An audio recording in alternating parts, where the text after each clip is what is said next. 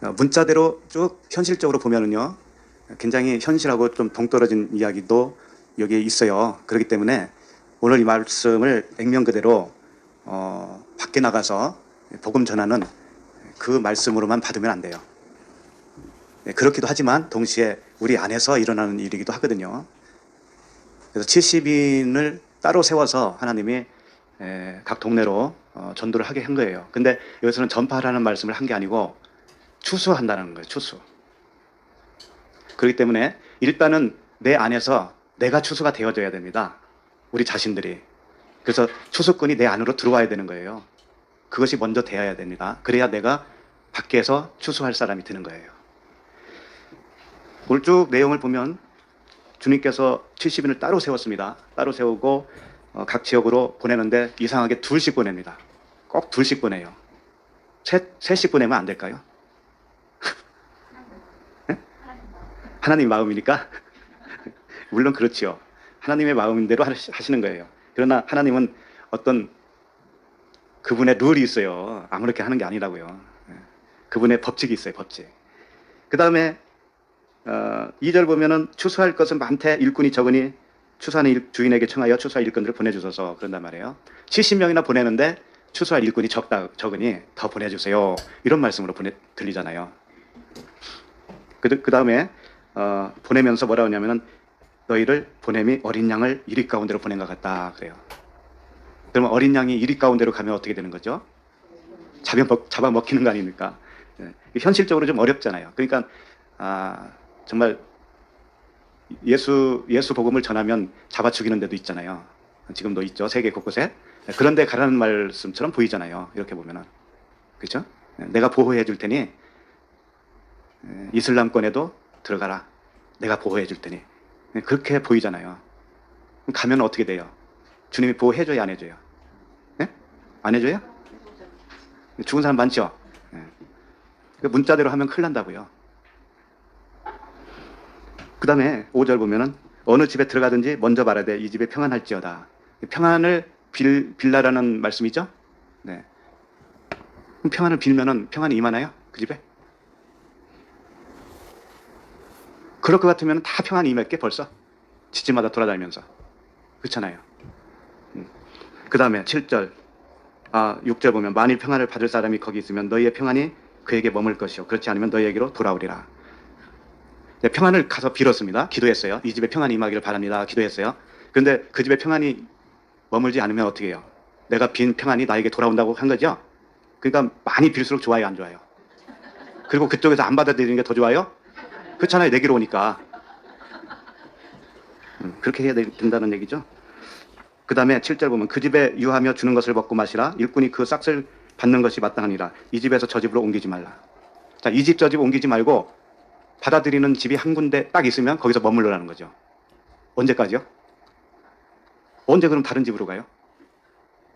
이상하잖아요. 이 집에서 저 집을 옮기지 말래요. 자꾸 옮겨 다니면서 복음은 전해야 좋은 거 아닙니까? 이상한 말씀을 하신다니까요. 그 다음에 어느 동네에 들어가든지 너희를 영접하거든 너희 앞에 차려놓은 것을 먹고 거기 있는 병자들을 고치고 또 말하기를 하나님의 나라가 너희에 가까이 왔다. 차려주는 걸 먹고 이런 말씀을 여기다가 왜 굳이 할까요? 복음 전할 때 굶어 죽을까봐. 이 말씀을 안 하면 또 먹지 않을까봐. 참 이상하잖아요. 그 다음에 11절 보면 너희 동네에서 우리 발에 묻은 번지도 너희에게 떨어버리노라. 그러나 하나님 나라가 가까이 온 줄을 알라. 영접을 하지 않으면 발에 먼지까지 떨어버리래요. 저주하라는 거잖아요. 쉽게 말하면. 참 하나님도 참 사람만도 못해 하나님이. 사람이 얼마나 마음이 너그러운 사람이 많은데 어떻게 쫀쫀하게 그 복음 안 받아들일 수도 있지. 근데 발에 먼지를 떨어버리래요. 그러니까 이게 굉장히 현실적하고도 굉장히 먼 이야기입니다. 먼 이야기예요. 이게 다 진리를 설명하고 있는데 이걸 그대로 흉내내려고 하잖아요. 그래서 거지 전도니 무슨 선견이 해가지고 만들어내잖아요. 그러면서 13절 보면 화 있을진저 고라시나 화 있을진저 벳세다야. 왜 이렇게 주님이 사랑의 주님이 이렇게 화를 내시는지 몰라요. 아니 가서 복음 전하면 되는데 왜 고라시나 화 있을진저 벳세다에 화 있을진저 이러느냐고요. 하나님도 참 사람만도 못한 것 같이 보이잖아요. 심판 때에 두로와 시돈이 너희보다 견디기 쉬우리라. 심판 때가 있는데 너희들 두고 봐. 그때 가면 두로와 시돈보다도 견디지 못해. 이런 말씀. 굉장히 저주스러운 말씀으로 들린다 이거죠. 그리고 16절 보면 너희 말을 듣는 자는 곧 내 말을 듣는 것이요. 복음을 전했습니다. 복음을 받아들이는 것은 뭐예요? 받아들이지 않으면 주님의 말을 받아들이지 않은 것이고 하나님을 받아들이지 않은 것이다. 이런 말씀을 하시는 거예요. 그러니까 보내는 사람을 굉장히 키워주는 거죠. 세워주는 말씀처럼 보이잖아요. 그렇죠? 보내는 사람. 그러니까 선교사라든지 전도자라든지 목사라든지 누구든지 간에 복음 전하는 자를 굉장히 높이는 그런 말씀이 아닙니까? 그 목사의 말을 안 들으면 주님의 말을 안 들은 거니까. 그리고 하나님의 말을 안 들은 거잖아요. 이런 말씀이 얼마나 좋습니까? 전하는 사람 입장에서는 좋아요. 그래서 우리는 굉장히 잘 속습니다. 이 말씀을 그대로 보기 때문에 속아요. 그리고 나서 신앙 좋다고 그럽니다. 믿음 좋다고 합니다. 그대로 행하면서. 그게 믿음이 좋은 게 아니고요. 믿음 없는 겁니다. 그것이. 그러면 도대체 이 말씀들이 어떤 말씀이길래 장황하게 이렇게 서론이 길었을까? 자, 1절부터 다시 읽겠습니다. 시작. 그 후에 주께서 따로 칠심을 세우사 친히 가시려는 각 동네와 각 지역으로 둘씩 앞서 보내시며. 네. 지난 우리가 살펴본 데까지는 다섯째 날로 본 거죠.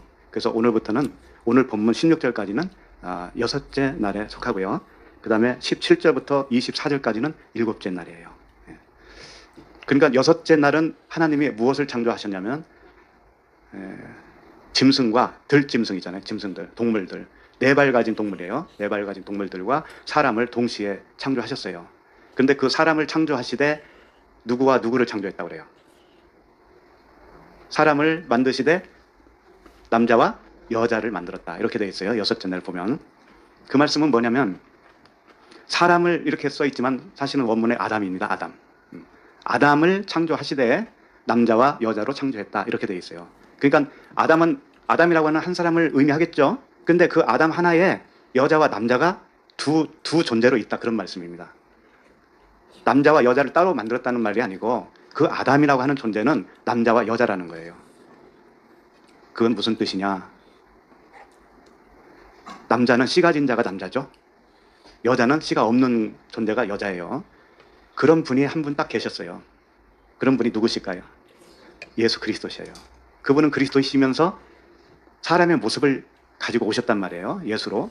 그럼 사람의 모습은 여자라고 하는 겁니다. 왜? 사람은 씨가 없으니까 일단은. 그래서 예수 그리스도를 의미하고 그것을 인자라고 표현을 해요. 인자.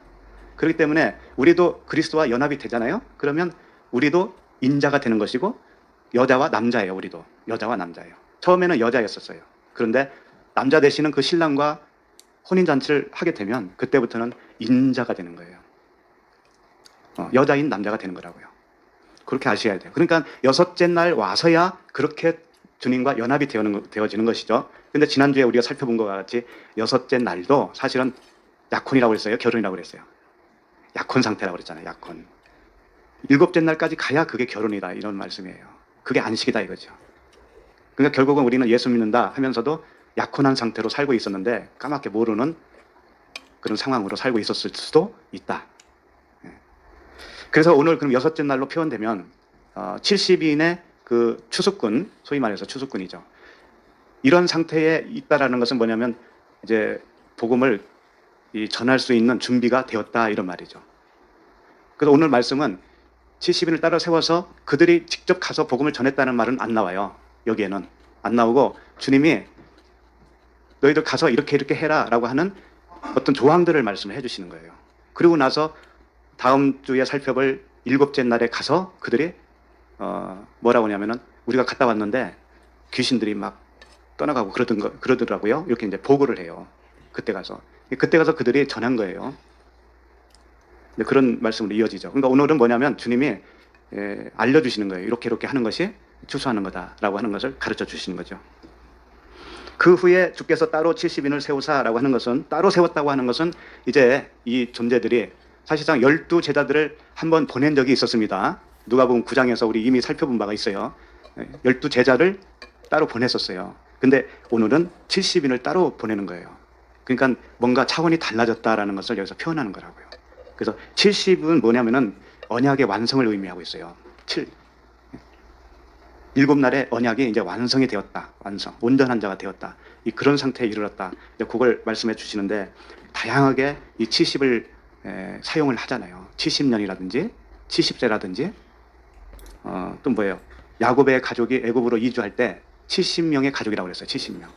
그다음에 출애굽을 해가지고 광야를 이렇게 가게 되는데 70그루의 종려나무 나오죠. 그런 것들이 무엇을 상징하냐면은 예수 그리스도의 언약의 완성을 의미한다 이거죠. 그러니까 우리도 그 언약이 우리 안에서 성취가 되어지면 우리도 70인이 되는 거예요. 이건 뭐 70명 이게 명수가 중요한 게 아니고 어떤 차원을 의미하는 거였죠. 차원을. 그러니까 주님이 따로 70명을 세우는 것은 이런 의미를 가르쳐 주기 위해서인 거예요. 이제는 그 언약에 성취해서 그 복음을 전하고 추수하는데 그런 상태, 그런 어떤 그 뭐랄까요 상태, 존재가 어떤 것인가를 가르쳐 주는 것이죠. 그래서 계속 보시면 1절 계속 보시면 친히 가시려는 각 동네와 각 지역으로 둘씩 앞서 보내시며 이렇게 표현을 하고 있습니다. 친히 가시려는 각 동네, 그러니까 주님이 친히 가시겠다라고 하는 것은 어떤 의미를 가지고 있을까요? 아니 친히 가시려고 마음 먹었으면 그냥 제자들 데리고 그냥 친히 가시면 되잖아요. 근데 그분이 친히 가시려고 마음을 먹고 있는 곳에 70인을 먼저 보낸다는 거잖아요. 먼저. 그러면 친히 가신다고 하는 것은 무엇일까 하는 거죠. 지금 예수님은 이 당시에 몸을 입고 있습니다. 그러면 몸을 입고서 갈 수 없기 때문에 70인을 먼저 보낸다라는 의미도 되지 않겠어요? 그럼 그게 뭘까요? 물론 70인을 따로 세워서 보낸다고 하는 것은 진짜로 그 당시에 그런 일이 있을 수가 있습니다. 그러나 이것은 다 우리 안에서 일어나는 일을 이 밖에서 설명하는 거란 말이에요. 어떤 사건을 통해서 설명을 하는데 결국은 우리 이야기가 돼야 되잖아요. 그것이. 우리 안에서 일어나는 일을 밖에서 설명하고 있단 말이에요. 그러니까 이런 얘기죠. 주님이 친히 가신다고 하는 그곳은 결국 어디냐면 우리들 안에 오는 거예요. 우리들 안에. 성령으로. 그렇잖아요? 그분이 친히 우리 안에 들어오셔야 되는 거 아니겠어요? 그렇죠? 근데 그 전에 70명을 보내서 주님이 우리 안에 들어와서 하시는 일을 보여주시겠다 이거죠. 그러니까 70인을 파송해서 어떤 일을 하는 것은 주님이 사실상 우리 안에 들어오셔서 할 일을 샘플로 보여주시는 것이다 이거죠. 이해가 가시나요? 네. 그래서 각 지역으로 둘씩 앞서 보내요. 근데 왜 둘씩 보낼까요? 둘씩은 예수 그리스도이기 때문에 그래요. 예수와 그리스도. 예수는 그리스도다. 그래서 두 증인 그러잖아요. 두 증인. 항상 둘씩 보내는 이유는 뭐냐면 두 증인이다 이거죠. 복음과 율법과 복음을 의미하는 거예요. 이 두 개를 들고 가는 거예요. 예수와 그리스도. 왜 그러냐면 복음을 받는 사람 입장에서는 잘 모르고 있잖아요. 그러니까 너희들이 알고 있는 건 이 예수 차원만 알고 있거든. 율법만 알고 있거든. 그러니까 그 율법을 풀어서 사실은 이것이 진리의 복음을 설명한 것이다 라고 하는 것을 가르쳐 주면 어떻게 되냐면 그것이 두 증인이 돼요. 그래서 둘씩 보낸다고 하는 차원으로 말씀하시는 거죠. 그러니까 오늘 말씀은 단순히 복음을 전하러 가서 어떻게 하라는 어떤 행동 지침을 말씀하시기보다는 우리 각자 안에서 내면의 그 변화가 어떤 순서로 일어나는가 그것을 가르쳐 주는 것이다 이거죠. 그래서 결국은 우리는 신앙인 그리스도인은 뭐냐면 우리 안에서 일어나야 할 일을 다 겪어야 되는 거예요. 겪고 완성으로 지어져야 드디어 그리스도인이 되는 거예요. 그거 안 하고 다른 거 외적으로만 뛰어다니고 그러면은 그건 헛다리 짚는 거예요. 그것은 자기 의의를 쌓는 것밖에 안 돼요. 결국은 우리 안에 일어나는 일을 주님은 완성을 하겠다. 우리 안에다가 성전을 완성으로 짓겠다. 요겁니다. 요거예요. 요게 될 때까지 주님은 일을 하셔요. 완성이 되면 그때는 안식이죠. 주님이 쉬는 거예요. 그때는. 쉰다고 한다고 해서 아무것도 안 한다 그런 의미가 아니고 율법으로는 쉬는 거예요. 그때 가면. 율법으로는. 그러면 나를 율법으로 다스릴 일이 있어요? 없어요? 없잖아요. 주님도 우리를 처음에는 율법으로 다스려요. 율법으로. 왜? 내가 율법이기 때문에. 내가 율법이라고 하는 의미는 뭐냐면 내가 어떤 행동을 통해서만 하나님께 칭찬받고 싶어 하거든요. 근데 그것을 다스린다고요. 그것을. 그래 한번 해봐. 그러는 거죠. 한번 해봐. 그 결국은 두 손 두 발 들을 때 그때 이제 진리를 깨닫게 되는 거예요. 그때 가서나. 그래서 우리 삶은 왜 주어졌는가 하면은 우리 삶 속에서 진리를 발견하라고 한 거예요. 삶 속에서. 우리 삶은 일단 내가 인식하는 삶은 뭐냐면 율법의 세상입니다. 이 세상은 율법 세상이에요. 율법 세상. 근데 이 율법 세상에서 은혜와 진리를 발견하는 것이 세상을 주어진 목적이거든요. 목적. 근데 그걸 모르면 어떻게 하냐면 이 세상이 풍랑이 일어납니다. 풍랑이 일어나요. 풍랑을 일으켜서 그걸 깨닫게 하는데 재료로 사용합니다. 재료로. 그래서 세상에 대하여 죽어야 세상에 대하여 죽어야 세상 풍파가 나에게는 영향을 미치지 않게 되는 거예요. 네. 그 어떤 사람들은 교회 가서 어떻게 하면 복을 받을 수 있을까? 어떻게 하면 세상을 잘 살 수 있을까? 요 방법을 배우고 싶어 하는 사람들이 있어요. 근데 그 방법은 간단합니다. 십자가 죽음밖에 없어요. 십자가 죽음. 내 생각을 십자가의 죽음에 넘기고 주님이 역사하시도록 가만히 있는 거예요. 가만히 나는. 그래서 그분이 하시는 대로만 따라가는 것이 가장 신상에 이로운 거죠. 이로운 거지. 해로운 게 아니고 이로운 거예요. 자, 2절을 읽겠습니다. 이르시되 추수할 것은 많되 일꾼이 적으니 그러므로 추수하는 청하여 추수할 일꾼들을 보내주소서 하라. 네, 추수할 것은 많다고 그랬습니다. 주님의 자녀들이 많이 있다라는 거죠. 그런데 그 일꾼, 추수할 일꾼이 적다라는 거죠. 그럼 추수가 뭐고 추수할 일꾼이 뭐냐 이거죠. 추수는 뭐냐면 그냥 읽어드립니다. 마가복음 4장 28절에 보면 땅이 스스로 열매를 맺되 처음에는 싹이요 다음에는 이삭이요 그 다음에는 이삭의 충실한 곡식이라 그랬어요. 땅은 뭐예요? 우리 마음이죠. 우리 마음이라고 하는 땅에 곡식을 심어요. 그러면 처음에 싹이 나고 그 다음에 이삭으로 자라고 그 다음에 충실한 곡식으로 자랍니다. 그러면 그 다음 절에 뭐라고 했냐면 열매가 익으면 곧 낫을 대나니 이는 추수 때가 이르렀습니다. 이제 열매가 됐을 때 낫을 된다라는 거예요. 낫을 대면 그것이 추수예요. 추수. 그러면 그 알곡은 땅에 붙어 있어요. 땅에서 떨어졌어요. 완전히 떨어졌죠. 이게 십자가의 죽음입니다. 낫을 된다라는 것은 낫도 말씀이에요. 복음의 말씀, 진리의 말씀. 그 진리의 말씀을 그 알곡에 대면 그 알곡이 땅에서 떨어져요. 그래서 곡간에 집어넣어요. 이게 추수란 말이에요. 추수. 그럼 우리에게 적용을 하면 알곡이 땅에서 그 줄기에서 완전히 분리가 된다는 건 뭐냐면 세상과 분리가 된다는 거예요. 세상과 분리가 된다. 그래서 세상에 살지 말라 그런 말씀이겠어요 이게? 그건 아니죠. 그건 아니에요. 세상에서 살고 있는데 세상에서 분리된다라는 삶은 뭐냐면 세상에 속해서 사는 게 아니고 세상의 의미를 알고 산다라는 거예요. 세상에서 진리를 발견하는 삶을 산다라는 거예요. 그러면 그 세상은 더 이상 나에게 세상이 아니에요. 세상을 통해서 거기서 진리를 발견하잖아요. 그러면 그건 세상이 아니고 진리예요. 이 세상이. 우리가 살아갑니다. 여기서 살아가는데 그 세상을 통해서 오늘 하루하루를 통해서 하나님이 주시는 진리의 은혜와 진리의 어떤 그 영생이 있단 말이에요. 영생이. 그걸 누리는 겁니다. 누려요. 누리면 세상에 살고 있지만 나는 세상에 속한 자가 아닌 거예요. 그 세상의 의미가 달라지기 때문에 나에게는 그런 겁니다. 그게 영생이에요. 그것이. 그렇게 되는 것이 추수다 이거죠. 추수와. 그러면 추수할 일꾼은 누구냐? 마태복음 13장 39절에 보면 가라지를 뿌린 원수는 마귀요 추수 때는 세상 끝이요 추수꾼은 천사들이니. 이제 가라지와 알곡을 같이 심었다라는 거 들어보셨잖아요. 가라지는 뭐냐면 그것도 하나님의 말씀인 거예요. 결국은 율법과 복음만 말씀하고 있으니까. 그리고 나의 생각인 거예요. 나의 육신의 생각이 가라진 거예요. 그리고 하나님을 섬기는 성령의 법 안에 들어간 속사람이 뭐예요? 알곡이죠. 알곡. 그러니까 내 안에 두 존재가 있어요. 근데 가라지를 이제 태울 때가 오는 거죠. 그것이 뭐예요? 십자가 죽음이다. 십자가 죽음이 세상 끝이에요. 세상 끝. 이 세상이 언제 종말을 맞이할 줄 알아요? 종말 없습니다. 태양이 언제 식느냐면 8억 년이라나? 80억 년. 80억 년 돼야 태양이 빛을 이렇게 잃어버린다는 거죠. 그것도 계산이지만 계산 착오일 수도 있거든요. 이 세상 그냥 있는 거예요. 계속. 왜? 아버지의 백성들을 계속 낳아야 되니까. 하나님은. 그렇잖아요. 이 세상은 하나님의 거대한 자궁이에요. 자궁. 하나님이 이 세상에 우리를 씨를 딱 뿌려놓고서 여기서 10달 동안 키우는 것이 뭐예요? 우리가 여기서 사는 날 동안이에요. 사는 날 동안 10달 동안 키워서 그분 안으로 쏙 데려가는 거예요. 그러니까 자궁에서만 살고 싶어요? 아니면 영원한 세계에서 살고 싶어요? 근데 그 모든 진리를 깨닫고 내가 그 진리 안에서 살아가게 된다면 일단 자궁에서 나온 것과도 같은 거예요. 왜? 이 세상의 끝이니까 그것이.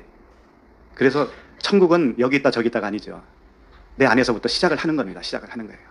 육신을 벗고 그분과 영원한 삶을 사는 것은 그것은 더 큰 영광스러운 것이지만 일단 내 안에서 천국이 임하면 천국이 시작된 거란 말이에요. 예. 그래서 추수 때는 세상 끝이요 추수꾼은 천사들이에요. 그럼 추수꾼이 천사죠. 천사는 앙겔로스라고 해요. 그러니까 이 어떤 메시지를 전달하는 자가 이제 천사인데 이걸 복음 전하는 자를 천사라고 할 수도 있습니다. 그러나 그렇게 말하면 이 땅에서 어떤 설교자든지 그 모든 목사라든지 이런 사람들이 다 천사겠습니까? 그러니까 그렇게 보면 안 돼요. 왜 그러냐면은 추수는 내적 추수잖아요. 우리 내적 추수. 그렇죠? 내적 추수를 어떻게 사람이 해요? 사람이 할 수 없는 겁니다. 사도 바울조차도 뭐라 했냐면 심는 이와 물 주는 이는 아무것도 아니라고 그랬어요. 아무것도. 오직 잘하는 이는 하나님이시라고 했단 말이에요. 그럼 추수도 그분이 하시는 겁니다. 여기서 천사라고 표현했지만 사실상 하나님 자신을 의미하는 거예요. 말씀을 의미하는 거예요. 말씀. 천사들 이게 복수로 되어 있었기 때문에 진리의 말씀들이에요. 진리의 말씀들. 말씀이 하나님이시잖아요. 그러니까 하나님 자신이에요. 진리의 말씀들이 우리 안에 나를 추수하는 거예요. 나를 추수하는 겁니다. 그러니까 천사는 하나님의 말씀들, 진리의 말씀들이다 라는 겁니다. 그러니까 70인들이 사실상 이제 추수하러 나가잖아요. 나가면서 뭘 구하라고 한 거냐면 추수할 일꾼을 구하라고 그랬죠. 그 추수할 일꾼이 뭐냐면 70명의 그 전도자들에게 함께하는 그 말씀을 의미하는 거예요. 진리의 말씀. 우리가 어디로 복음 전하러 간다고 칩시다. 갔는데 나만 가. 하나님은 안 가. 그러면 어떻게 되겠어요? 알짱빵이잖아요. 그 기도를 하라고 하는 것은 뭐냐면 하나님이 함께 해주세요. 하나님의 말씀이 그 추수를 해주세요. 그 기도를 하라는 거지. 나에게 무슨 능력이 있습니까? 사람에게. 사람은 그냥 나팔이에요. 나팔. 주님이 나를 나팔로 사용할 뿐이라니까요. 그래서 그 마태복음 13장 41절에 보면 인자가 그 천사들을 보내리니 그들이 그 나라에서 모든 넘어지게 하는 것과 또 불법을 행하는 자들을 거두어내어 풀무불에 던져 넣으리니 거기서 울며 이를 갈게 되리라. 이게 뭐냐면 나의 겉사람이고 율법의 말씀이에요. 말씀을 태우는 것이고 내 생각을 태우는 겁니다. 그렇게 풀무불에 던지는 거예요. 풀무불에 던진다고 그러니까는 과거에 이게 지옥불인 줄 알고 여기 들어가면 안 되지 그랬잖아요. 근데 우리는 다 들어가야 되는 거예요. 이게 둘째 사망이에요. 십자가의 죽음. 둘째 사망에 딱 들어가는데 우리는 해를 안 받아요. 둘째 사망에 들어가긴 하는데 해를 안 받아요. 해는 누가 안 받느냐면 속사람이 안 받는단 말이에요. 나의 겉사람만 다 태워져 버리는 거죠. 겉사람 속사람 이게 이 동전의 양면이에요. 양면. 한쪽은 속사람이라면 한쪽은 겉사람인데 이 두 개가 뭐예요? 동전 하나란 말이에요. 그러니까 하나는 죽고 하나는 사는 것이 동전 하나예요. 하나. 똑같은 거죠. 결국은. 그렇게 해서 풀무불에 던져 넣는 것이 누구겠어요? 우리가 할 수 있나요? 그게. 43절에 보면 그때의 의인들은 자기 아버지 나라에서 해와 같이 빛나리라. 귀 있는 자는 들으라. 귀 있는 자가 들리는 거예요. 이것은 아무나 들리는 게 아니에요. 그러니까 귀 없어도 들리는 건 뭐냐면 불못에 던지면은 지옥 가는 거니까 잘해야지 이렇게 생각하는 거예요. 귀가 없기 때문에. 근데 귀 있는 사람은 나 한 사람을 두고 하는 말씀이구나.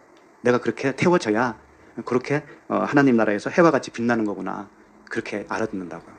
그래서 흔쾌히 받아들여요. 죽음을. 십자가의 죽음을 흔쾌히 받아들인다고. 죽어야 사는 거니까. 그래서 우리가 계시록을 해봤지만 일곱 교회의 사자는 일곱 별이 뭔가 하면은 일곱 별은 일곱 교회의 사자다 그랬습니다. 그러니까 일곱 교회의 사자는 천사예요. 앙겔로스.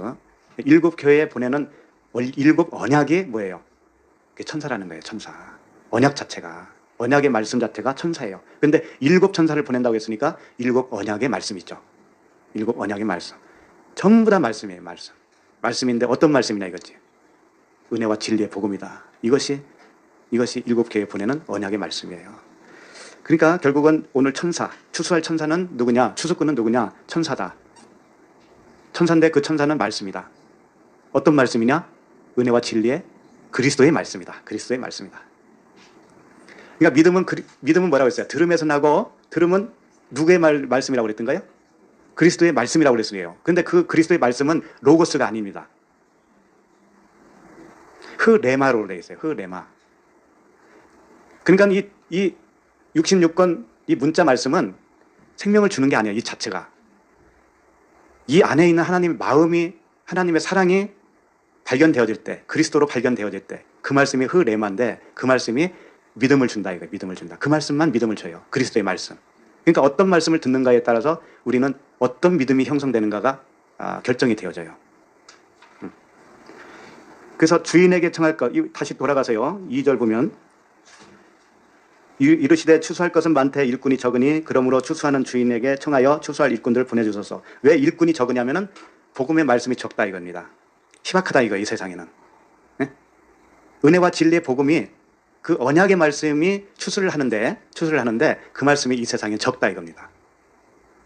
그러니까 그 복음의 말씀을 더 들려주세요. 이렇게 요청하는 것이 뭐냐면 아버지에게 그 주인에게 청하는 거예요. 우리가 기도할 것은 그겁니다. 자, 3절을 읽겠습니다. 시작. 갈지어다 내가 너희를 보냄이 어린 양을 이리 가운데로 보낸가 같도다. 네. 이제 복음을 전하러 보내면서 내가 보내는 것이 뭐냐? 어린 양을 이리 가운데로 보낸과 같다. 이건 같은 겁니다. 이럴 수도 있고 아닐 수도 있고 그런 게 아니에요. 그게 무슨 뜻이냐? 어린 양은 예수 그리스도 자신을 의미하고 있어요. 어린 양은. 그러면 이리는 누구를 의미할까요? 이리도 예수 그리스도예요. 왜 그럴까요? 성경은 전부 다 무엇만 말씀하고 있어요? 예수 그리스도. 예수 그리스도를 증언하는 말씀이에요. 그러면 이리는 예수 그리스도 중에 어떤 차원의 예수 그리스도겠어요? 겉으로 보이는 예수 차원이란 말이에요. 이리는 율법이란 말이에요. 율법. 아시죠? 그럼 율법 안으로 무엇을 들여보내느냐면 복음을 들여보내는 것이에요. 그러면 어떻게 되냐면 결국은 어린 양이 이리에게 먹혀 들어가는 것이 뭐냐면 예수는 그리스도다라고 그것이 풀어질 때 복음을 받는 사람 입장에서 예수만 알았는데 예수 차원이 무엇인가를 가르쳐 주면 그 예수님이 바로 그리스도시구나 라고 하는 것을 발견하잖아요. 그러면 그 어린 양이 이리에게 먹힌 것과도 같은 거예요. 하나가 되었다 이거. 하나가 되었다. 결국은 주님이 하고자 하는 것이 뭐냐면 율법과 복음을 하나로 만드는 일이거든요. 하나로 만드는 거예요. 하나로. 그렇다면 우리가 세상 살면서 하나로 만들어진다. 이 세상도 하나로 만들어진다고 하는 것은 뭐냐면 내가 인식하는 이 세상, 삶이 어떻게 진리로 이것을 해석을 할 줄 알잖아요. 내가 진리로 해석을 할 줄 알면 그러면 바로 하나가 된 거예요. 하나가. 비진리와 진리가 하나가 된 거예요. 그런데 그것으로 진리로 발견하지 못하면은 그냥 세상 속에 파묻혀 살다가 그냥 가는 거예요. 항상 무엇인가를 쫓아가잖아요. 세상 살면서. 내일은 좀 더 잘 될까? 내일은 오늘보다 좀 더 윤택한 삶을 살 수 있을까? 항상 그 목표만 보고 달려가고 있잖아요. 내일은 우리 자식이 속썩이는 자식이 내일은 좀 나아질까? 내일은 집 나간 자식이 돌아오려나? 저 속썩이던 남편이 좀 나아질려나? 이런 모든 그 자기 생각에서 어떤 목표점을 가지고 있잖아요. 그런데 그것을 이렇게 보는 세상은 끝이 없어요. 끝이 없어요. 좋아져도 또 안 좋아져요. 이 세상은. 그럼 뭐냐 이거지. 뭐냐. 이 세상이 나에게 무엇을 가르쳐 주느냐를 알아봐야죠. 그리고 그것을 즐겨야죠. 그 세상을 즐겨야 되잖아요. 아이고 이 문제가 풀어져야 되는데 그 문제 풀어져도 문제 또 있습니다. 이 세상은. 그러니까 예수 믿는 것이 이 문제를 풀기 위해서 믿는 게 아니고 예수 믿는 것은 이 문제를 통해서 나에게 무엇을 말씀하시는가를 가르쳐 주는 것. 그것을 발견하면 더 이상 그 문제는 이제 문제가 아니다. 예. 그럼 하나가 됐잖아요. 문제와 문제가 아닌 것이 하나가 돼버렸잖아요. 그냥. 그러니까 잘 살려고 노력하는 게 아니고 이 삶을 통해서 무엇을 말씀하시는가를 배우면 되는 것이다. 그런 족한 것이다. 그런 것이죠. 질병을 안고 살든 가난하게 살든 부자로 살든 그 삶은 무엇인가를 향해서 우리에게 말씀을 하고 계시다. 그거 모르고 살면 짐승인 거예요. 그냥 멸망하는 짐승이에요. 그러니까 이리는 율법의 저주예요. 율법의 저주. 율법의 저주를 받고 율법의 저주에서 죽으신 분이 누구예요? 예수님이시잖아요. 그러니까 그분이 이리로 오셔서 이리가 되어 주셔서 이리로 죽으시는 거예요. 그러니까 이리 하니까는 나쁘다고 생각하잖아요. 그게 아니에요. 이리가 나예요. 또 나의 겉사람 이리예요. 네. 그러니까 같이 주님과 함께 십자가에서 죽는다고 하는 것은 그 의미를 내가 받아들이고 이리로서 살지 않는 거예요. 더 이상 이리로는 안 사는 거예요. 진리로 사는 거예요.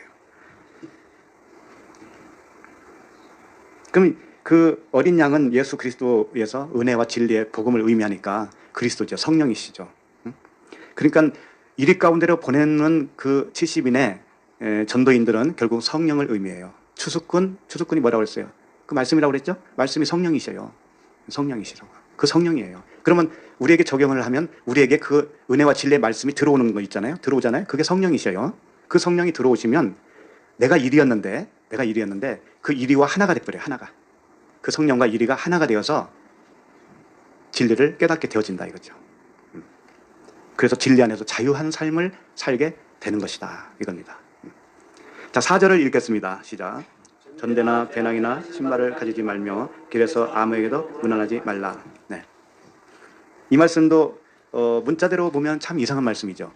전대는 뭐냐면 돈주머니를 의미하고요. 배낭은 거기에 각종 필수품을 집어넣는 가방이죠.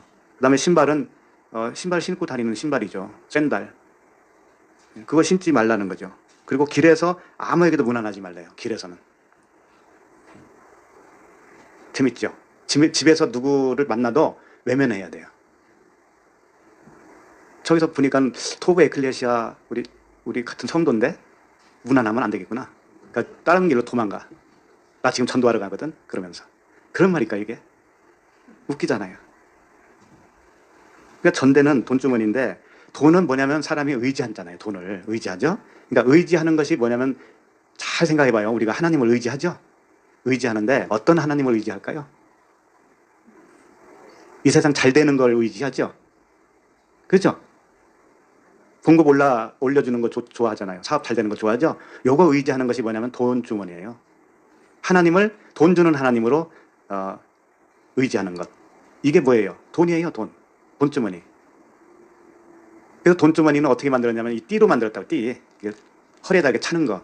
그럼 허리에 차면 그게 진리의 허리띠입니다. 진리의 허리띠인데 허리띠도 두 개가 있어요. 아담과 하와가 선악과를 딱 먹고 자기가 무화과 나뭇잎으로 뭘 만들었어요? 띠를 만든 겁니다. 띠. 그 옷이 아닙니다. 띠예요. 띠를 이렇게 두른 거예요. 그건 뭐냐면 내가 지금 이렇게 생각하고 있는 것이 진리야 이런 뜻이란 말이에요. 하나님의 복음을 딱 듣고 자기 생각으로 그 진리도 아닌데 그 율법인지도 모르고 그 말씀을 내 허리에 딱 둘러요. 그리고 하나님을 의지하고 사는 거예요. 의지하고 사는데 하나님이 내 세상 사는 것을 잘 살게 해줄 것으로 여기고 사는 거예요. 그게 하나님이 돈이에요. 하나님이 돈. 그것이 율법이다 이거죠.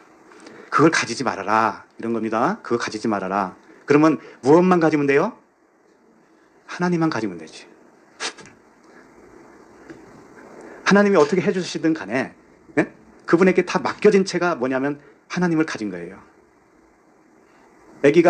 젖먹이 아기가 엄마 품에서 나 이렇게 해주세요 저렇게 해주세요. 그게 합당합니까? 근데 우리는 그렇게 살고 있었거든요. 엄마가 알아서 해주는 거 아닙니까? 엄마가 알아서. 하나님이 알아서 해줄 거 아닙니까? 우리를. 그럼 그대로 모든 걸 다 맡긴 겁니다. 하나님께. 하나님이 물로 데려가면 물로 가고 산으로 가면 산으로 가고 그것이 믿음 있는 자지. 자기가 목표를 설정해놓고 하나님 이렇게 해주세요. 40일 금식을 해봐요. 그거 들어주는 일이 있다 할지라도 그 하나님은 겉에 하나님이라는 걸 아셔야 돼요. 겉에 하나님. 그건 아직 멀었다 이거죠. 아직 멀었다. 그래서 기도하면 들어주기도 하는 겁니다. 그러니까 잘 모르는 사람들이 그래도 세상 것 그래도 땅의 것 그래도 구해야 되지 않아? 그거 안 구하면 하나님 안 주면 어떡해요? 하나님 뺏어가면 어떡해요? 이러가면서 있는 거 안 도망가게 딱 움켜 잡아야 되니까 기도하고 안 뺏기고 싶으니까 없는 거 달라고 기도하고 그러고 사는 거예요. 그러고 살아. 그게 다 돈주머니다. 하나님을 돈주머니로 보는 거예요. 그걸 가져가지 말아라 이거예요. 그럼 배낭은 뭘까요? 배낭은 소유물을 넣는 가방이죠. 예. 이것은 소유가 뭐냐면 그런 생각이에요. 사람 생각이에요.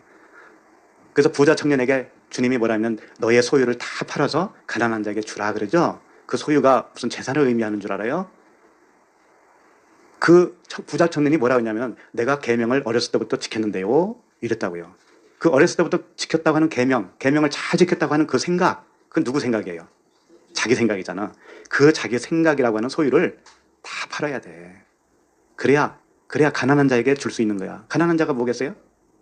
진리에 목마른 자들, 응? 그 푸토커스, 심령이 가난한 자는 복이 있나니 그랬잖아요. 그 가난한 자들에게 네가 진리의 복음을 흘려줄 수 있지 않느냐. 네 생각 가지고 있어서는 그들에게 하나도 못 줘. 주는 건 다 해로운 거야. 네가 주는 건. 그런 것이죠. 그래서 이 배낭은 자기 생각을 담고 있는 주머니인데 그게 뭐냐면 성전이에요. 성전. 겉성전. 율법 성전. 모래 위에 지은 집. 이것이 배낭이다 이거죠. 그 다음에 신발을 가져가지 말라고 그랬습니다. 신발은 발 밑에 발을 보호하는 거잖아요. 신발은. 그렇죠? 그런데 내가 어디에 의지하고 있느냐? 신발에 의지하고 있잖아요. 이렇게 서 있을 때. 그렇죠? 그러니까 의지하고 있는 신발을 벗으라고 하는 의미는 우리가 어디에 의지했느냐면 그 율법의 복음, 율법에 의지를 했다 이거죠. 세상에 의지했다 이거죠. 돈에 의지했다 이거예요. 그것을 벗어라. 그래서 모세가 떨기나무에서 하나님을 만났을 때 뭐라고 그래요? 하나님이? 모세야, 네가 신은 신발을 벗어라 그러잖아요. 네가 의지하고 있는 거 벗어라 그거죠. 의지하고 있는 거. 그걸 벗어라. 자, 5절로 가겠습니다. 시작. 어느 집에 들어가든지 먼저 말하되 이 집이 평안할지어다 하라. 네. 이제 입술로 어느 집에 들어가든지 평안을 빌으라고 하는 그런 의미보다는 그게 아니라 집은 무엇을 의미하고 있냐면은 항상 마음 성전을 의미하고 있어요. 우리의 마음 성전. 그러면 내가 집이라고 봤을 때 그 추수꾼 앙겔로스 천사가 나에게 오잖아요. 천사가 뭐예요? 말씀이라고 했잖아요. 복음의 말씀. 그 말씀이 들어오면 첫 번째로 그 복음의 말씀은 무엇을 선포하느냐? 나에게 평안을 선포한단 말이에요. 에이레네, 샬롬. 이 평안을 선포를 해요. 그분이. 그래서 그것을 모형으로 어떻게 보여줬냐면 예수님이 부활하셔가지고 제자들에게 딱 오셨잖아요. 그래서 첫 마디에 뭐라고 했어요? 평안을 빌었죠. 그거예요.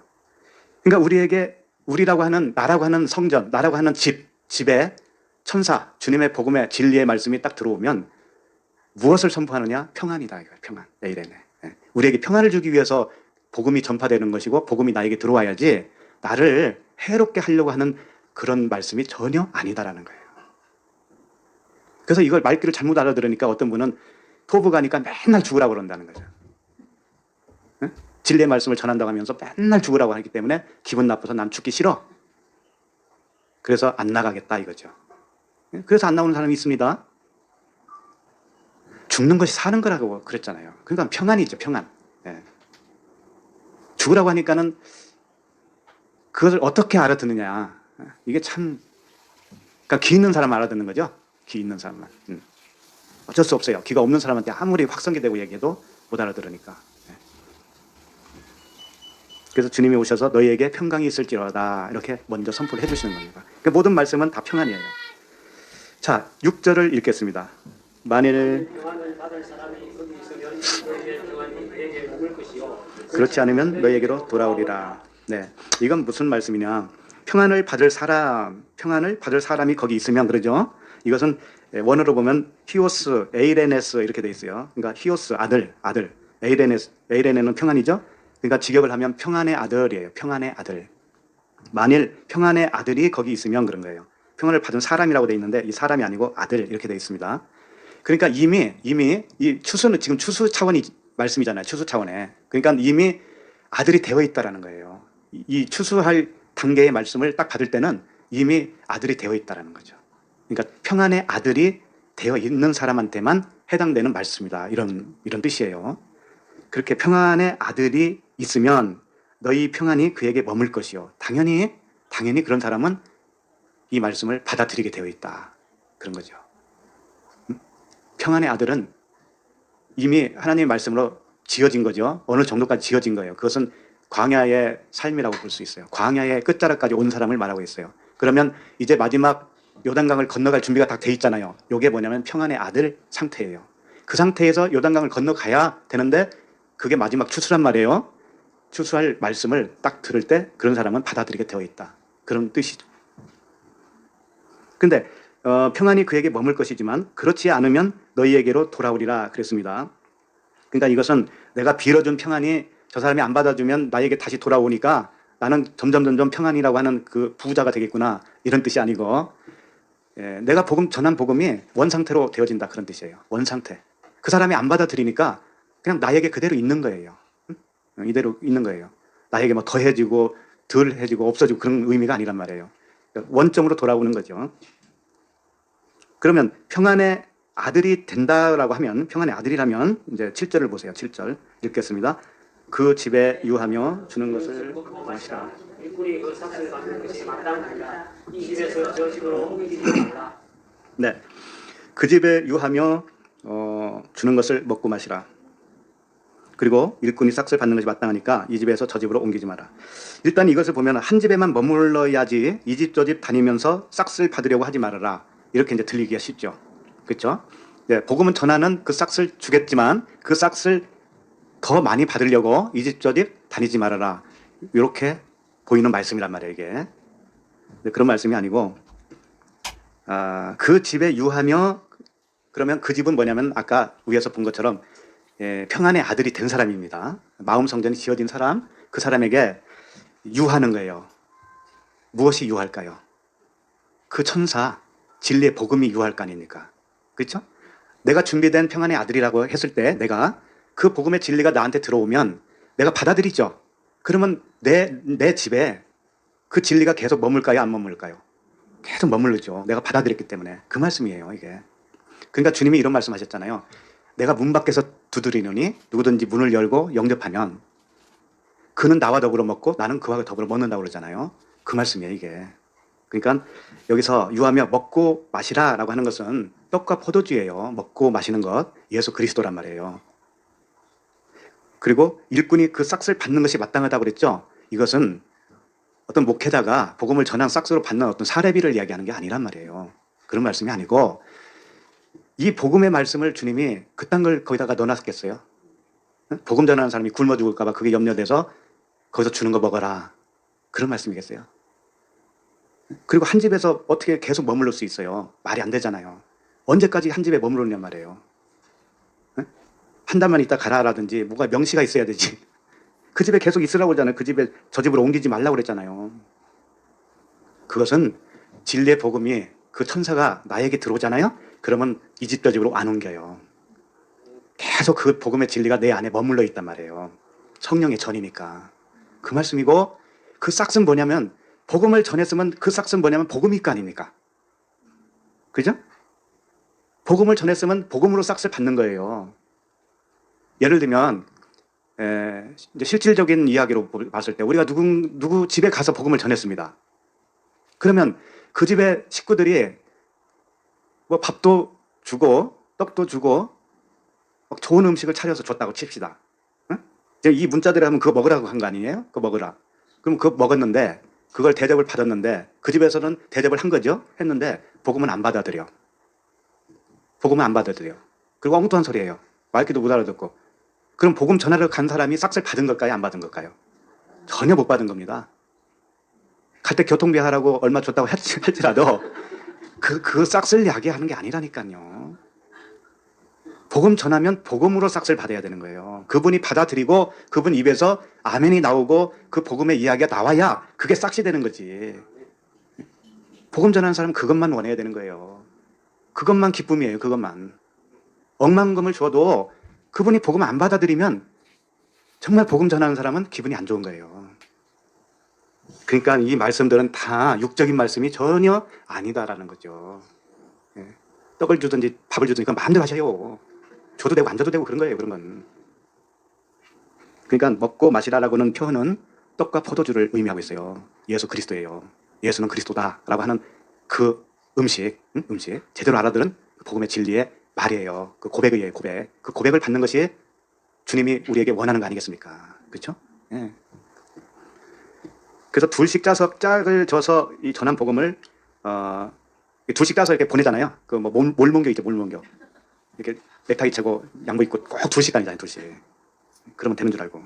그게 아니에요. 예수 그리스도라고 하는 복음을 전하는 거예요. 예. 예수는 그리스도다. 그 율법이 진리를 말하고 있어. 이 껍데기 말씀이 사실은 은혜와 진리를 설명하고 있는 말씀이야. 그래서 이거 풀어줘야 되는 거예요. 풀어줘야 돼. 풀어주면 아 그래 그게 살인하지 말라가 그런 얘기가 아니었어 이렇게 될 거 아니에요. 그렇죠? 도적질을 하지 말아라, 거짓말하지 말아라, 이게 그런 말씀이었구나. 그렇게 깨닫게 되면 얼마나 기쁘겠어요. 나 그동안 거짓말 많이 해가지고 좀 찝찝했는데 그게 아니었구나. 그렇게 되는 거라고요. 거짓말 안 하고 사는 사람 어디 있습니까? 그리고 거듭났다고 하는 사람 치고 거짓말 안 하는 사람이 어디 있어요? 거짓말 많이 하더구만. 나 아파서 교회 못 가겠어요. 거짓말이라니까. 자, 8절을 읽겠습니다. 시작. 어느 동네에 들어가든지 너희를 영접하거든 너희 옆에 차려놓은 것을 먹고. 네. 근데 여기를 잘 보셔야 돼요. 여기 또 어느 동네에 들어가든지 또 이런 말씀 하시에요. 아까는 이 집에서 저 집으로 옮기지 말라고 해놓고서 어느 동네에 들어가든지 너희를 영접하거든 너희 앞에 차려놓은 것을 먹어라. 그 어느 동네에 들어가면은 음식 주겠다고 하는 집만 골라 들어가라는 건가? 그런 말씀이 아니고 여기서 너희 앞에 차려놓은 것 이게 뭐냐 이거죠. 너희 앞에 차려놓은 것 이게 뭘까요? 이게 이제 파라티뎀이라고 하는 단어인데 앞에다 놨다 또는 뭐 옆에다 놨다 이런 뜻이에요. 티데미. 파라는 이제 옆에 앞에 이런 뜻이고 티데미는 이렇게 진설을 해놓은 거예요. 진설. 쫙 옆으로. 그러니까 누워있다 이거예요. 한마디로 말하면 누워있다. 그러면 복음 전도자는 어떻게 하는 역할을 하냐면은 누워있는 것을 세우는 걸 역할하는 거예요. 세우는 것을 시스템이라고 그래요. 시스템이. 그러니까 티데미를 시스템으로 해주는 역할이 이 복음 전하는 자들입니다. 그러니까 차려놓은 것을 먹는다는 건 뭐냐면 그들이 누워있는 차원의 말을 할 거 아닙니까? 네? 누워있는 차원의 어떤 말들을 막 해요. 그럼 그걸 내가 먹으라는 거예요. 그 먹으라고 하는 이유, 그 의미는 뭘까요? 그걸 받아들여서 다시 재해석을 해주는 거예요. 다 수용해야 되는 거예요. 그러니까 누군가 이런 거죠. 예를 들면 초신자들은 잘 모르잖아요. 이 진리의 말씀을. 그러니까 자기 차원에서 이건 어떤 거예요? 나는 이렇게 생각하는데 이게 뭐예요? 하면서 쫙 얘기하죠. 질문을 많이 하잖아요. 그러면 그딴 것도 몰라? 에이 그런 거 나한테 묻지 마. 이러면 되겠어요? 그걸 다 먹어야 된다니까 내가. 그 차려놓은 걸 먹어야 된다니까. 먹고 어떻게 해야 돼요? 9절 보세요. 그 먹고 나서 뭘 해야 되냐면 거기 있는 병자들 고치고 말하기를 하나님의 나라가 너에게 가까이 왔다. 이렇게 하라는 거죠. 그러니까 차려놓은 사람들이 누구라는 거예요. 결국은. 병자들이라는 거죠. 예. 그걸 먹으면 내가 병자를 먹는 거죠. 이게 무슨 얘기냐면 예수님이 이 땅에 오셔서 세리들과 죄인들과 같이 먹고 마셨단 말이에요. 그것은 뭐냐면은 세리 죄인들을 주님 먹는 겁니다. 주님이 먹는 거예요. 먹고 자기가 죽는 겁니다. 죄를 가져가시는 거란 말이에요. 그분이. 예? 그러니까 죄를 그분이 다 우리의 죄를 다 가져가셔가지고 자기가 십자가에 못 박으시죠. 그와 같이 하라는 거예요. 우리에게. 그와 같이 하라 이거죠. 차려놓은 거 먹는 것은 네가 그 사람의 죄를 담당하라는 뜻이에요. 그 사람의 죄를 담당하라. 그럼 죄 하니까 죄가 뭐예요 도대체? 죄가 하나님을 모르는 것이 죄예요. 그러니까 진리를 모르는 것이 죄니까 그 모르는 죄를 네가 일단은 다 받아야 돼. 그리고 그것을 잘 가르쳐주면 어떻게 돼요? 그 사람도 이제는 그 죄에서 풀림을 받겠죠. 그렇게 하라는 거예요. 그렇게. 그걸 병자를 고친다 이렇게 표현한 거란 말이에요. 병자. 이 병자도 진짜 몸이 아픈 것을 의미하는 게 아니잖아요. 진짜 몸이 아프면 어디 가야 돼요? 병원에 가야죠. 파라티데미가 옆에 놓고 무엇인가를 제시하는 겁니다. 그러니까 누워있는 거예요. 율법에 누워있는 걸 의미하는 거예요. 그런 사람들이 제시를 하는 거예요. 제시를 나에게. 그러면 그걸 잘 듣고 다 먹고 그래 네 그렇군요. 꾸녀꾸녀 하다가 이제 내가 다시 그걸 잘 가르쳐줘요. 잘 설명을 해줘요. 그게 아니고 사실은 그게 아니고 이렇게 그건 그렇게 쓰여 있는데 사실은 이게 그게 아니고 이렇게 설명을 잘 해줘요. 그러면 그게 병자를 고치는 것이다. 그런 말씀입니다. 그래서 9절을 보면 거기 있는 병자들을 고치고 또 말하기를 하나님의 나라가 너희에게 가까이 왔다. 가까이 왔다고 하니까는 이렇게 가까이 옆에 와 있다라고 하는 것으로 들리는데 그런 뜻이 아니고 가까이 있다라는 것은 이미 시작됐다 이런 뜻이에요. 이미 시작됐다. 가까이. 그러니까 이 병자를 고치면 이제 그 사람은 복음으로 이제 알아듣기 시작한 거죠. 그것 자체가 뭐냐면 하나님 나라가 이미 시작됐다 이런 뜻이에요. 진리의 복음을 들으면 그때부터 하나님 나라가 이미 시작됐다. 그런 의미입니다. 병자는 뭐냐면 복음이 이렇게 섞여 있는 걸 말하고 있는 거예요. 섞여 있는 거. 율법과 복음이 이렇게 섞여 있어서 잘 분간을 못해. 비진리와 진리가 섞여 있어가지고 잘 분간을 못해요. 그런 사람들이 병자입니다. 병자. 교회는 그런 병자들이 오는 곳입니다. 완벽한 사람들만 오는 게 아니에요. 다 섞여 있는 겁니다. 그것을 고치는 곳이 교회지. 그러니까 요양병원과도 비슷해요. 요양병원에 가면은 노인들, 병자들 많잖아요. 참 답답하죠. 그분들하고 이렇게 이야기하다 보면은 그런 수준이란 말이에요. 영적으로 보면은 우리들이. 그런데 그것을 주님이 고쳐주신다. 말씀으로 고쳐주신다. 10절을 읽겠습니다. 어느 동네에 들어가든지 너희를 영접하지 아니하거든 그 거리로 나와서 말하되. 네. 너희를 영접하지 아니하거든 이건 뭐냐면 복음의 그 언약의 말씀을 받아들이지 않으면 이런 뜻입니다. 받아들이지 않으면 그 거리로 나와서 말을 하라는 거예요. 재밌죠? 왜 거리로 나와서 얘기해? 그냥 그 집에서 이야기하고 나오지. 그죠?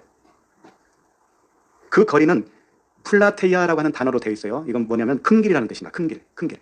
예, 큰 길로 나오라는 거예요. 큰 길로. 복음을 영접하지 않으면 큰 길로 나와서 뭔가를 말을 해라. 이게 어떤 의미냐면은 이런 뜻이에요. 적절한 말씀이 하나 있어서 마태복음 6장 5절 말씀인데 마태복음 6장 5절에 보면 이런 말씀이 있습니다. 또 너희는 기도할 때에 외식하는 자와 같이 하지 말라. 그들은 사람에게 보이려고 회당과 큰 거리 어귀에 서서 이런 말씀이 있어요. 그러니까 이 기도하는 자가 있는데 외식하는 자라는 거예요. 이 사람은. 근데 이 외식하는 자는 어디서 기도하냐면 큰 거리에서 한다. 이거 큰 거리. 왜 그럴까요? 큰 거리 가면은 사람들이 많죠. 큰 거리에서 기도해야 많은 사람들이 자기를 볼 거 아닙니까? 그러니까 이 큰 거리에 있다라는 의미는 뭐냐면 너희들은 외식하는 자야라는 것을 외친다 이거죠. 큰 거리에서 외친다고 하는 것은 너희들은 외식하는 자야 이런 거예요. 그러니까 복음을 받아들이지 않는 자가 있으면 큰 거리로 나오라고 그랬잖아요. 그렇죠? 거기서 뭔가 외치라고 그랬습니다. 그러니까 뭐냐면 너희들은 외식하는 자야라고 하는 것을 이제 외치는 겁니다. 그리고 기도하기를 좋아하느니라 내가 진실로 너희에게 이르노니 그들은 자기 상을 이미 받았느니라. 큰 거리에서 기도하는 사람들, 외식하는 자들은 그것은 이미 상을 받은 것이다. 그러니까 사람을 의식하고 하는 모든 것 있죠. 종교 행위, 뭐 기도회라든지 또는 무슨 뭐 아울리치라든지 모든 그 행사들이 있습니다. 행사들 이런 걸 통해서 자기 만족을 취하려고 하는 거 있습니다. 이게 뭐냐면 외식이에요. 그 모든 것이 외식. 그것은 큰 거리에 있는 자예요. 큰 거리에 있는 자. 그래서 그런 사람은 이미 상을 받은 겁니다. 하나님께 받을 상은 없는 거예요. 생명이라고 하는 복을 받을 복이 없다. 그 상이 없다 이겁니다. 자, 11절을 읽겠습니다. 그럼 큰 거리에서 뭘 하라는 거냐면 11절 너희 동네에서 우리 발에 묻은 먼지도 너희에서 떨어버리노라. 그러나 하나님의 나라가 가까이 온 줄 알라 하라. 네. 큰 거리에 나와서 뭘 하냐면은 발에 묻은 먼지를 떨어버리는 거예요. 그럼 발에 묻은 먼지가 뭐냐면 티끌이라는 뜻인데 이게 회칠하다라고 하는 단어에서 왔어요. 회칠하다. 그럼 무덤을 회칠한 것은 뭐라고 그랬어요, 주님이? 외식하는 거라 했잖아요. 외식. 그러니까 발에 티끌을 띄는 것은 뭐냐면 떠내는 것은 뭐냐면 외식하는 것을 떨어내는 것이죠. 그러니까 너희들 이 복음 진리를 받아들이지 않는 너희들은 사실상 회칠한 무덤이야 라는 것을 표현해 주는 거예요. 그걸 어디서 하냐면은 큰 거리에서 하는 거예요. 그러니까 이게 다 뭐냐면 너희들이 외식하는 자다 이거예요. 복음을 안 받아들이는 자는 어떤 자가 안 받아들이냐면은 자기 의가 드러나지 않을 것처럼 생기는 그 말씀을 받아들이지 않는 거예요. 밖으로가 아니잖아요. 이 말씀은 항상 자기 안으로잖아요. 안으로. 그러니까 밖에서 할 일이 없거든요. 그러니까 시시해 보이는 거예요. 사는 게 시시해 보이는 거예요. 그럼 뭐하고 살지? 개모임도 가야 좀 재밌는데 그런 것도 가지 말아야 되겠네. 이렇게 될 거 아닙니까? 시시해 보입니다. 시시해. 내 안에서 이루어지는 거니까. 누가 보입니까? 누가 알아줍니까? 내 안에서 일어나는 일인데 누가 알아줄 수가 있나요? 그러니까 재미가 없잖아요. 그러니까 안 받아들인다니까요. 외식이 더 좋으니까. 그걸 먼지라는 거예요. 그걸 먼지. 먼지. 외식하는 자. 율법 아래에서 티끌과 같은 존재다 이겁니다. 그래서 너희에게 떨어버리노라. 사실상 이렇게 외치는 거예요. 너희들의 영적 상태가 회칠한 무덤이야. 이렇게 외치는 겁니다. 너희들의 영적 상태는 외식하는 자야. 이런 뜻이에요. 아직도 육신의 생각으로 살고 있잖아. 이렇게 외치는 겁니다. 이게 발의 티끌을 떼어버리는 거예요. 이게. 그러나 그게 저주가 아니다 이겁니다. 그렇게 말을 해야 그 사람이 알아듣지요. 예? 그럼 알아들으면 어떻게 되냐면 그러나 하나님의 나라가 가까이 온 줄을 알라. 이미 하나님 나라가 시작됐다 이겁니다. 그러니까 모든 말씀은 저주가 아니에요. 평안이라고 그랬잖아요. 평안. 어느 집에 들어가면 평안을 먼저 빌라고 그랬잖아요. 그러니까 어떤 말씀이든지 간에 이 복음이라면은 그 사람에게는 복이 되는 거예요. 평안이 되는 겁니다. 왜? 이미 하나님 나라가 시작됐기 때문에. 가까이 있다라는 것은 이미 시작했다. 이런 뜻입니다. 자, 12절을 읽겠습니다. 시작. 내가 너희에게 말하노니 그날의 소돔이 그 동네보다 견디기 쉬우니라. 자, 복음을 안 받아들이면 은혜로 받아들이지 않으면 어떻게 되냐면은 그날에 그랬잖아요. 그날에. 그날이 언제일까요? 심판이죠. 그날은 심판입니다. 근데 심판은 죽음이거든요. 근데 그것이 다르게 표현하면 사망이에요. 사망. 그러면 첫째 사망, 둘째 사망이 있다고 그래요? 없다고 그래요? 있죠. 그러니까 이 사람들에게 말하는 그날에라고 하는 것은 뭐냐면 불세례, 둘째 사망을 의미해요. 왜? 지금 이게 여섯째 날이라고 그랬잖아요. 그러니까 지금 다섯째 날에서 건너올 사람들에게 말을 하는 거잖아요. 여섯째 날 있는 사람이. 예? 그렇죠? 그러니까 불세례, 그날, 그 심판, 불세례 심판 때 소돔이 그 동네보다 견디기 쉬우리라 그랬습니다. 이게 무슨 뜻이냐면은 소돔성 이야기 알잖아요. 다 불에 탔잖아요. 근데 그것보다도 더 그 소돔이 더 견디기 쉽다라고 표현했으니 불세례를 받는 너희들은 얼마나 뜨겁겠나 이런 뜻이죠. 그렇잖아요. 그런 뜻이지 저주가 아니에요. 일단은 너희들 불세례를 받아야 돼. 그런데 그것이 어떤 종류의 세례냐면은 소돔성이 견디는 것이 오히려 나을 정도로 그렇게 심한 거야. 그렇게 뜨거운 거야. 이 말씀 지금 하시는 거예요. 그러니까 쉽다라는 거예요. 어렵다라는 거예요. 어렵다라는 거예요. 요단강 건너기가 그렇게 쉬운 줄 아냐 이거죠. 불세례로 받고 네가 십자가에서 죽는 것이 그렇게 쉬운 줄 아냐 이거죠. 그래서 왜 소돔성하고도 이렇게 이어서 말씀하시냐면은 소돔성은 이미 불세례를 받았거든요. 소돔이 불로 다 태웠잖아요. 그리고 누구만 거기서 구원받았어요? 롯과 두 딸. 예. 그러니까 소돔에 불타는 것은 롯과 그 두 딸의 겉사람이 죽었다는 의미와 같은 의미예요. 십자가에서 죽은 거예요, 그게. 그러니까 이들은 이미 세례를 다 받았어요. 그러니 받을 세례가 없다라는 거죠. 예? 그러니까 너희들은 이제 복음을 안 받으린 너희들에게는 이 불세례가 남았는데 이 불세례가 마치 소돔성이 타는 것처럼 그것보다도 더 엄청난 세례를 받게 될 거야, 이런 뜻이죠. 그러니까 70인 수준, 70은 뭐예요? 언약의 완성이라고 그러죠. 이 언약의 완성된 말씀, 거기서 나오는 말씀을 너희가 받아들이지 않으면, 예? 받아들이지 않으면 하나님이 불세례를 줄 건데 그렇게 되면 너희들 얼마나 뜨겁겠니? 그러니까 받아들이라 이거죠. 받아들이는 것이 사실상 불세례예요. 이렇게 저렇게 불려서 말씀해서 뿐이지 그 언약의 말씀을 받아들이고 온전히 내가 십자가에서 죽었구나. 내가 사는 게 아니구나. 참 세상이 좋다고 세상 것만 누리고 사는 것이 아니었구나. 이런 것을 받아들이는 겁니다. 받아들이면 그 자체가 불세례예요. 자, 13절을 읽겠습니다. 화 있을진저 고라시나 화 있을진저 벳세다야 너에게 행한 모든 권능을 두루와 시돈에서 행하였더라면 그들이 벌써 배옷을 입고 제에 앉아 회개하였으리라. 여기서 또 고라시나 벳세다야 이러면서 두루와 시돈과 이렇게 비교를 해서 설명하고 있어요. 근데 두루와 시돈을 오히려 칭찬했죠. 그렇죠? 그러니까 고라시나 화 있을진저 벳세다야 너에게 행한 모든 권능을 두루와 시돈에서 행하였더라면 그들이 벌써 배옷을 입고 제에 앉아 회개하였으리라. 그러니까 두루와 시돈은 너희들에게 가르친 거 이 정도 두루와 시돈 가서 했으면 걔네들은 벌써 받아들였을 거야. 이런 뜻이잖아요. 그죠? 그래서 이 두루와 시돈을 왜 이런 두루와 시돈을 이렇게 칭찬하는 것처럼 말씀을 하냐면은 두루와 시돈이 이미 주님이 한 번 지나갔거든요. 복음 전했다 이거예요. 물세례를 줬다 이겁니다. 응? 물세례를 줬어요. 두루와 시돈은. 그러면 이제 물세례 받을 때 순순히 받겠어요, 안 받겠어요? 받죠. 근데 이 고라신과 벳세다는 너희들은 아직 안 됐으니 이제부터 화가 있을 거야 그런 거예요. 화 있다고 하니까 나빠 보이잖아요. 예? 이 화 있는 게 뭐냐면 불세례라니까. 말씀 세례를 받는 겁니다. 이게 화예요. 왜 화일까요? 내 생각이 태워지니까. 내 생각이 부인되어지기 때문에 그 자체가 화예요, 화. 계시록에서도 화가 있으리라 그러잖아요. 그러니까 육신의 정욕, 안목 이런 이 생의 자랑이 부인되어져요. 이 말씀 때문에. 그게 화예요. 근데 그렇게 돼야 돼요, 안 돼야 돼요? 돼야 되는 것이죠. 네. 그러니까 복음만 말씀하시는 거예요, 주님은. 평안만 말씀하셔요. 전부 다. 평안의 말씀이 이게 모두가. 우리를 뭐 해코지 하겠다 이런 말씀이 전혀 아니다라는 거죠. 복음은 해코지가 아니에요. 손해보는 거 하나도 없습니다. 엄청난 이익을 보는 거예요. 말로 표현할 수 없을 정도로. 네. 그래서 마태복음 15장 21절에 여기는 좀 봅시다. 여기 좀 봤으면 좋겠어요. 15장 21절. 마태복음 15장 21절 보면 예수께서 거기서 나가사 두로와 시돈 지방으로 들어가시니 두로와 시돈 지방으로 갔다는 거죠. 왜 갔을까요? 여기 복음 전하러 가셨죠. 가서 22절 가나안 여자 하나가 그 지경에서 나와서 소리질러 이르되 주 다윗의 자손이여 나를 불쌍히 여기소서 내 딸이 흉악하게 귀신 들렸나이다. 그러니까 두로와 시돈 지방이 지금 어떤 상태냐면 귀신 들린 상태예요. 예. 그다음 26절 대답하여 이르시되 자녀의 떡을 취하여 개들에게 던짐이 마땅하지 아니하니라. 개들이라는 것이죠. 나는 개입니다. 이렇게 고백을 한 겁니다. 그랬더니 27절 여자가 이르되 주여 올소이다마는 개들도 제 주인의 상에서 떨어진 부스러기를 못나이다. 그러니까 주님이 이렇게 한 거죠. 자녀의 떡을 취하여 개들에게 주는 것은 마땅치 않다. 너희들은 지금 이방인들 아니냐. 그런 뜻이었어요. 그랬더니 맞습니다. 내가 개가 맞아요. 그렇게 고백을 했어요. 그러니까 뭐라고 하냐면 28절 이에 예수께서 대답하여 이르시되 여자여 내 믿음이 크도다. 내 소원대로 되리라 하시니 그때로부터 그의 딸이 나으니라. 예, 이게 귀신이 나갔단 말이에요. 이것이 물세례를 받았다는 의미예요. 이것이. 예? 그러니까 두로와 시도는 불세례를 받을 때 둘째 사망이란 말이에요. 근데 둘째 사망에 해가 있어요, 없어요? 없죠. 그때는 이미 여기서 거듭났으니까. 그래서 새 생명으로 태어났으니 둘째 사망 불세례에서는 그 생명은 아무 해가 없는 거예요. 해가 없고 잘못 알고 있는 것들이 있죠. 오해된 말씀, 또 내 생각 이런 것들이 태워지는 거란 말이에요. 지금 그거 하고 있어요, 우리가. 그거 하고 있다고요. 그러니까 우리 생명은 아무 해가 없는 거죠. 그렇게 해서 순금과 같은 그런 믿음만 나에게 이제 소유하게 되어지는 겁니다. 네. 자, 그러면 14절 읽겠습니다. 심판 때에 두로와 시돈이 너희보다 견디기 쉬우니라.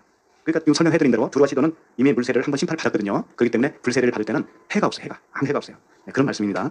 자, 15절 시작. 가버나움아 내가 하늘에까지 높아지겠느냐 음부에까지 낮아지리라. 갑자기 가버나움 이야기를 나옵니다. 또 가버나움은 어떤 상징을 가지고 있냐면 가버나움은 위로의 마을이라는 뜻이에요. 위로의 마을. 위로 받는 데예요. 그것이 우리들이죠. 위로 받는 거예요. 네. 위로의 마을이다. 그런데 가버나움을 쓸 때는 모든 지명의 대표로 사용할 때가 많아요. 그래서 주님이 가버나움을 꼭 2번 들어가시는 걸로 표현합니다. 2번 들어가셔요. 그러면 첫 번째 들어갔을 때는 뭘까요? 물세례죠. 두 번째 들어가면 불세례예요. 그것을 표현하고 싶은 겁니다. 처음에는 홍해를 건넌 것과도 같고 두 번째는 요단강을 건너가는 것과도 같은 거예요. 그런 순서를 보여주십니다. 그런데 이 가버나움을 뭐라고 그래요? 하늘에까지 높아지겠느냐 그러죠. 음부에까지 낮아지리라 그랬단 말이에요. 이게 뭐냐면 물세례를 받으면 홍해를 건너서 우리가 이제 영적으로 하늘의 존재로 태어나죠.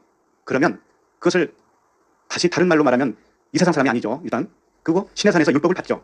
그렇잖아요. 홍해에서 건너와가지고 살아나서 그 다음에 신의 산에서 율법을 받죠. 율법을 받으면 뭐라고 그래요? 그 신이라고 그러잖아요. 신.